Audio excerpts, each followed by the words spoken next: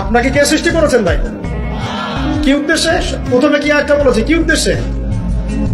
আমাকে আল্লাহ পাঠিয়েছেন দুনিয়াতে নামাজ পড়তে, রোজা রাখতে, দিনের প্রচার করতে, দিনের জ্ঞান অর্জন করতে, এই তো। তা আমি একজন মেয়ের জন্য জীবন নষ্ট করে দিব কেন? আমি তাহলে আল্লাহর কাছে কি মুখ দেখাবো আর নবীর কাছে কি মুখ দেখাবো? ওখানে গিয়ে বলবো আল্লাহ আমি আমার অমুক প্রেমিকার জন্য আশায় হয়ে একদম জীবন দিয়ে দিয়েছি, আত্মহত্যা করেছি। গেছে ভাই, যাইতে দেন। যে ব্যক্তি আপনার অবস্থানকে মূল্যায়ন করে নাই সে আপনার যোগ্য ছিল না।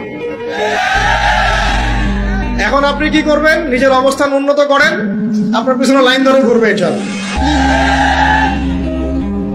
এটাই বাস্তবতা। দুনিয়া খুব খারাপ জিনিস।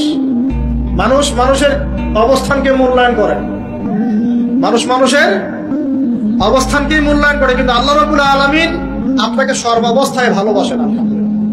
এই যে আমরা এখন অনেক পাপ করছি না, আল্লাহকে আমাদেরকে আযাব দিয়ে ধ্বংস করে দিয়েছে।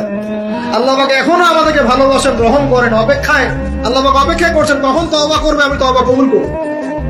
এই কখন আমার বান্দা খালি একবার বলে আস্তাগফিরুল্লাহ, আল্লাহ পাক সাথে সাথে মাফ করে দিয়েছেন।